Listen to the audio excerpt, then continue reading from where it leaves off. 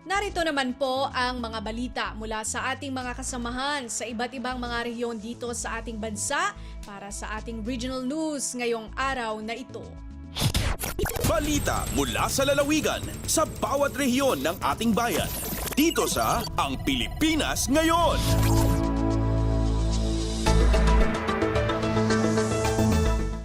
Fire Square Roadshow ng Bureau of Fire Protection na nagsusulong ng kamalayan sa kaligtasan, dinaluhan ng mga mag-aaral mula sa iba't ibang paaralan sa Sagada Mountain Province. Si Donna Cawisbalio mula RP Bontoc sa balita. Pinartisiparan dagiti estudyante manipod kadagiti eskwelaan iti Sagada Mountain Province ti Fire Square Roadshow ti Bureau of Fire Protection wenno BFP iti Miyerkules amang itag-ay iti awareness maipapan iti public safety. Sigon iti BFP daytoy ket maysa kadagiti aktibidad ita nga Fire Prevention Month tapno mapapigsa ti kampanya iti pananglaped ti puor ken mapatebker ti public safety. Kinuna ni Deputy for Operations Chief ti BFP Chief Superintendent Wilberto Rico Neil Quantio may sa daytoy nga interactive program ang nakinayunan dagiti ahensya tapno lalo pay ang maitandudo ti public safety. Sa ala nga BFP tinangi set up iti booth da iti nasaw aktibidad no di patipay ti PNP, BJMP, LGU ken dumapay nga opisina anang kampanya kadagiti programa da. Dagiti na isuro kadagiti estudyante iti daytoy a Fire Square Roadshow ket fire safety tips panagusar iti first aid ken firefighting equipment, CPR, knot tying, search and rescue, electrical fire safety ken dadumapay. In paganetget ni Quantio, ababaan ditoy a programa ket manamnama a magunod ti kinatalged ti umili. Narpos na Bontoc, Donna Cawisbalio para sa Radyo Pilipinas World Service. Balita mula sa lalawigan sa bawat rehiyon ng ating bayan. Dito sa Ang Pilipinas Ngayon.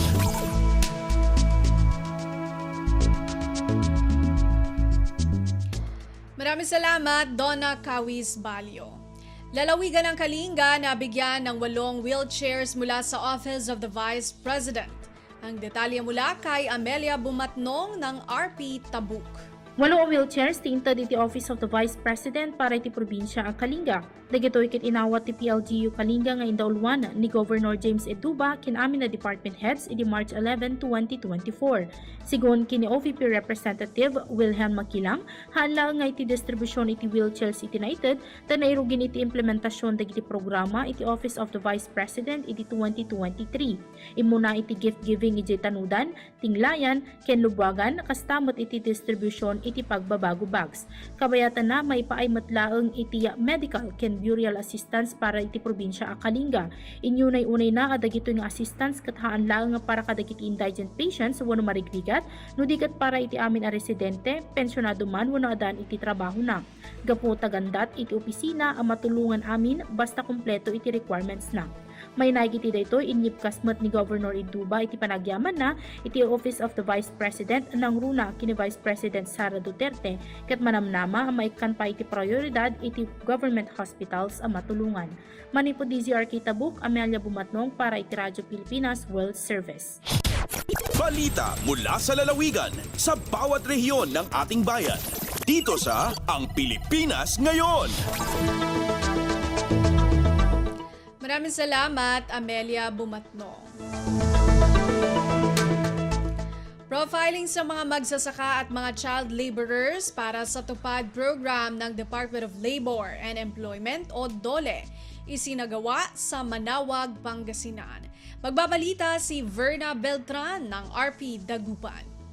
Marakep sunan sumpalan at ginaon validation tan profiling at sari unsublay apilin benepisyaryo na programang tulong panghanap buhay sa ating displaced workers o tupad na Department of Labor and Employment jad Balay Manawag, Pangasinan. Una abot na halos 200 residente na balay nakabiyangan na dumaralos tan child laborers so impasilong dad validation tan profiling na dinauloan na sa DOLE tan empleyado na Human Resource Management Office na LGU Manawag. Bawat sakay at sikara at makaawa ginawat na 4,350 kasumpalandan man trabaho agawa sa bitlan aktibidad. Lapod karumat ng Manawag Mayor Jeremy Ajerico Rosario tapen na ayudan iri apilindo Maralos tan child laborers.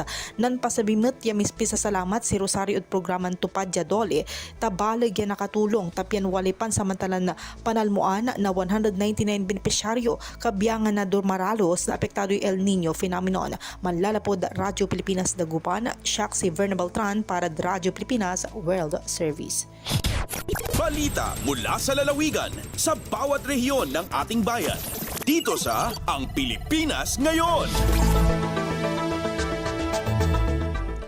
Maraming salamat, Verna Beltran. Seminar on God Legal Mandates and Special Leave Benefits for Women isinagawa sa Quezon. Magbabalita si Mara Grezula ng RP Lucena.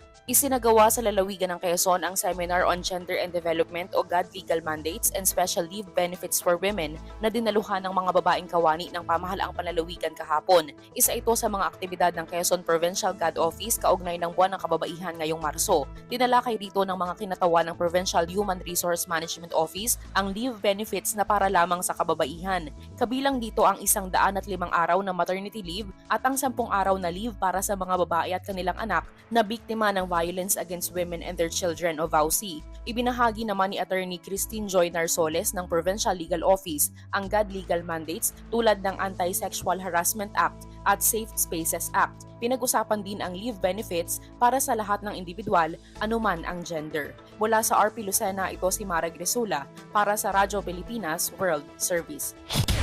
Balita mula sa lalawigan sa bawat rehiyon ng ating bayan. Dito sa Ang Pilipinas Ngayon. Maraming salamat, Mara Grezula. Mga walang rehistrong chainsaw at iligal na pinutol na mga kahoy nasabat ng PCSDS sa Quezon, Palawan. Narito si Jillian Ibanez ng RP Palawan. Insabat iyang regular patrol iyang Palawan Council for Sustainable Development Staff o PCSDS sa mga iligal nga imputol nga kahoy gamit ang bakan nakarehistro ng mga chainsaw sa barangay Panitiani ang bayan ng Quezon.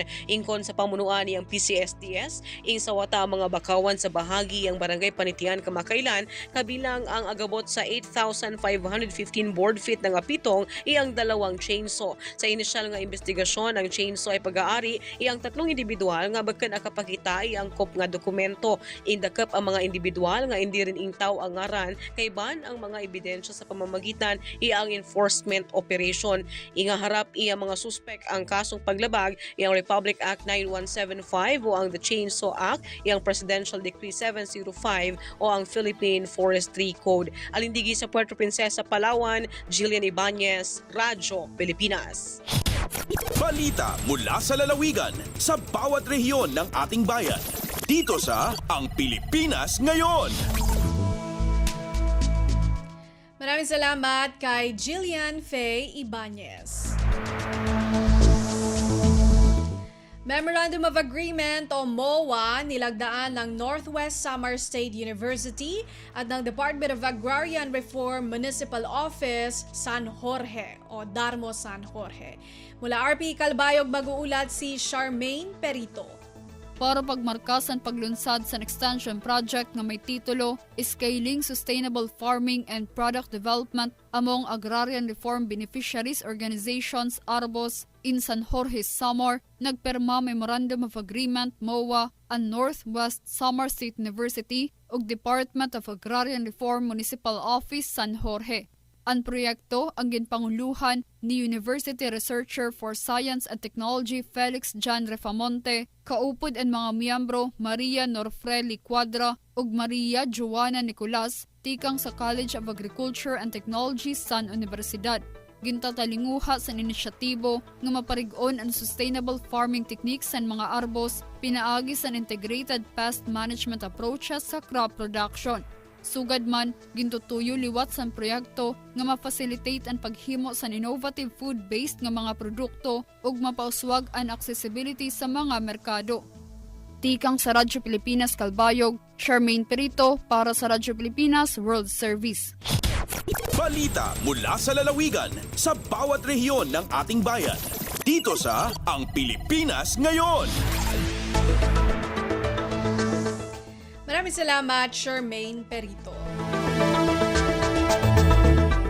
Kahalagahan ng bawal bastos law nilinaw ng Commission on Human Rights o CHR Caraga. Magbabalita si Nerissa Espinosa ng RP Tandag.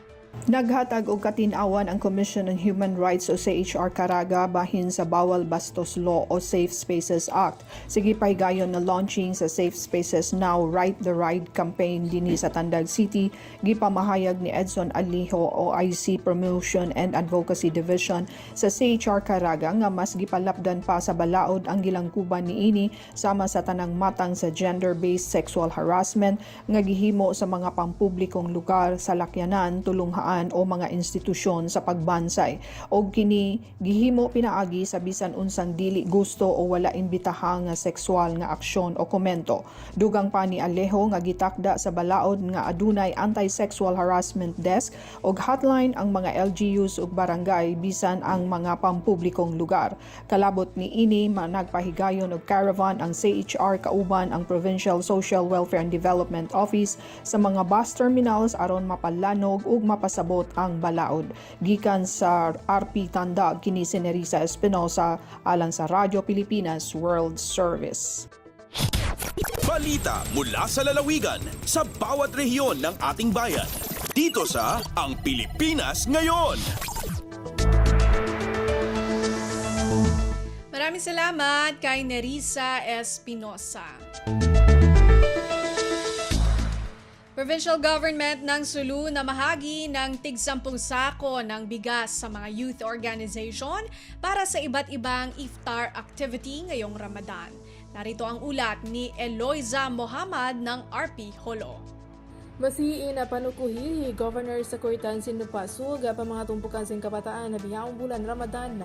Haway tahi Algibir Ismail Sulu Provincial Youth Development Officer bilang lamud hamag kapiyaksahan papaanon si mga youth organization sa kaba Ramadan inapagapabuka mga masjid timuk balyan hangpo karot bukas sa kawan tag 5 kilo in Gubnul pakapatan registered youth organization sin Paido amo na makatabang maparagbos in Chinis pakaradyan bihay ni ganap paron hay ni Alihi Ismail in limang nga ipupilak tatabangan maksud di kapugatan in mga youth organization na maksud nila paikay kamamuhan na mga hindi nag-iisku pa iwan wayron pa pag-usaha.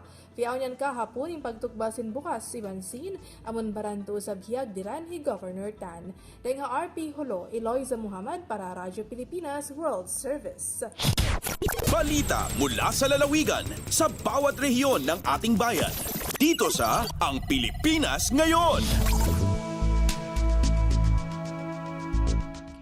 Maraming salamat, Eloisa Mohamad. Narinig po ninyo ang kabuuan ng mga balita mula po sa iba't ibang lalawigan dito sa Pilipinas sa pamamagitan po ng ating regional news.